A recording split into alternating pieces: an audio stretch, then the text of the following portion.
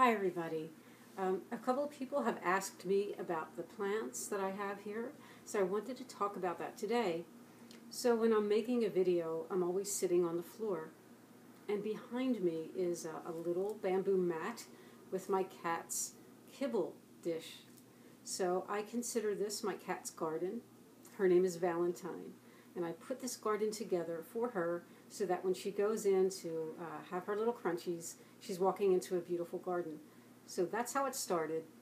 But since then, I've come to feel so bonded with the plants, and I've had, as you've seen in some of my other videos, I've been able to communicate with some of them and just pick up on their energy and enjoy the healing energy that they have. So this one here, this is a very large aloe plant that I did talk about in another video. And in that video in the late summer, I explained that she wasn't doing well, and that I had bought another aloe plant, put it next to her, which changed her life. She's become so healthy, and she has had 14 babies. So I am in the process of taking the babies and repotting them. I just have to get some more pots, but I'll show you here. What is one, two, here's 4 of them here. So what happens is, if you leave the pups next to the mother aloe for too long, they can take some of the nutrients away from the mother. So that's why I'm repotting them. I don't know what I'm going to do with 14 aloe plants. I'm hoping that I have some friends and family that would like one. The aloe is such a wonderful healer, and the spirit of this plant is as healing as the actual leaves are. She's very generous with her energy, and it's just such a deep, loving, wonderful energy, and I enjoy working with her so very much. So behind me here, now I can't move it, but this is a bamboo plant. Now what happened is there was a little Asian store near me, and they had these bamboo stalks, and they were about 10 inches. So I bought 2 of them. And I talked to the guy, and he said, oh, they're just decorative and they don't grow. Well, they went from 10 inches to, that has to be about close to 30 inches now. And so if you ever see those stalks and you'd like to get them for your home, this is what I did. I bought the 2 stalks, and I bought just a simple glass vase at the dollar store, and I bought some stones also at the dollar store. And I put the stems in there, and I filled it with the stones, and then I water it. So they're not in dirt. It's very easy to maintain that plant, and you can see she looks pretty happy. So here is another plant. This was most of these plants have been from the food store, and they were very small when I got them, and they've thrived so well. This is a very beautiful spotted plant. I don't know the name of her, but she's very happy, and she has a very stable, kind of joyful energy that I love working with. And next to her is another one that I have gotten from the food store. And the stems they almost look like little trees. It's kind of tree-like. And it has a lot of pretty colors, some yellow, vibrant green. So they seem to like to be next to each other. I also have some stones and other things in the garden. Let's see, I have some pine cones, different things that cats would like to smell. And I have a pretty stone that I found outside on a walk, and it has mica in it.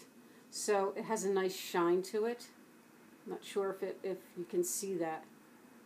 But it's so pretty, and again, I like the energy of this as well. I have an orchid behind me. Now, this was a mini orchid that I had gotten, I don't know, a while back, and it has bloomed twice for me. So if you have an orchid and you don't know what to do with it, once the flowers fall, the stems will start to dry out, and then you can cut the stems. Now, I did repot this. I wanted a pot that had good drainage. So I repotted it, and there's a special type of bark that you can buy for repotting an orchid. So when I go to water it, I actually carry this over to the sink, and I'll make up a solution with just a little bit of orchid food, and I'll just pour it all over the plant, and then it will drain out. And I do that once a week, and it seems to be just what she needs. Now, it's cold here in Philly, and I've been running the heater, so because of that, some of the leaves can get a little dry, so I do mist. There's only certain plants that I will mist, and the orchid is one of them. And I also have some pussy willows back here. And I know when I brought these home last February, my cat was so happy. She smelled them, and then she would just run around, zooming around the apartment. So they're very pretty. I always have loved pussy willows. And I've done really wonderful meditations with that. If you've ever worked with the willow, it's very magical, very special. And let's see, I have some seashells here too. This is a spotted seashell that's in her garden. You know, a little fun. And I have a piece of cedar. It smells really nice. Just a little piece of cedar here. Okay, there are some feathers. These are all feathers that I have found on various walks. There's turkey feathers and vulture feathers and goose feathers and duck feathers. You know, it's just pretty. And what I think I might do at some point is maybe I'll make a fan out of them. And I have a lot of smaller feathers that I found, blue jay and cardinal, but they are in my altar in the other room. And there is another very lovely, special, sweet plant here. Again, this was a small supermarket plant that has grown. Very soft, pretty greens. And when I spend time with this plant, her personality is so gentle. And it's almost like everything is, she says, is being whispered. The soft, gentle whisper. Very sweet and loving. And then I have a zebra plant here, who has a very strong personality. Now this plant has bloomed twice for me. You can see the crown is here. Right now there are no flowers. It makes very bright yellow flowers. I'm hoping that actually I feel like this is a he.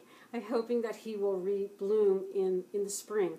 And I have a crystal here with this plant as well. This is a plant that the leaves do get dry, and I mist this one every day because he really likes a lot of humidity. Okay, also in the garden, I have a statue of Bast. Now, I just adore Bast because she embodies a lot of the things that I do in my life. She's known to be very independent, and she's a dancer, and she's a healer, and she's an animal communicator. And those are all of the things that my life path has taken me. So I just really admire her, and I like that she is adorned in a very sexy way, and so I really like that.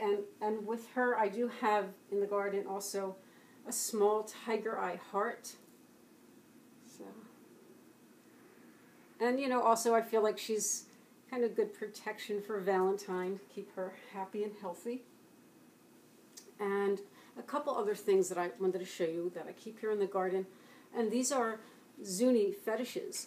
So I had gotten these. So it's the Zuni people in the Zuni Pueblo, which would be in New Mexico. And they are carved fetishes. And this one is carved out of white onyx. And it's a cat. And up top, let me turn it. Up top there, that bead that you see is a seashell and a piece of turquoise. And the arrow on her back there is also a piece of seashell. Now, I don't remember the artist's name of this one, but I also have a cougar, or a mountain lion, and this is orange calcite, and it was carved by Zuni artist Lena Boone. You see that pretty piece of seashell there as well. So I have several Zuni fetishes that I had bought years ago, and they were very helpful, really, in my step towards becoming an animal communicator, because I work At the time when I was working with them, I was really working with them in a very shamanistic way. And I will do another video about that, and I'll show you some of my fetishes, Zuni fetishes. So, oh, and of course there's also some cat grass that, for Valentine to munch on. So I guess that's kind of about it. And most of the plants are here in this area. There's just a couple others in the rest of the apartment, but not too many. So that was a lot of fun. I hope you enjoyed it. Have a great day, everybody. Bye.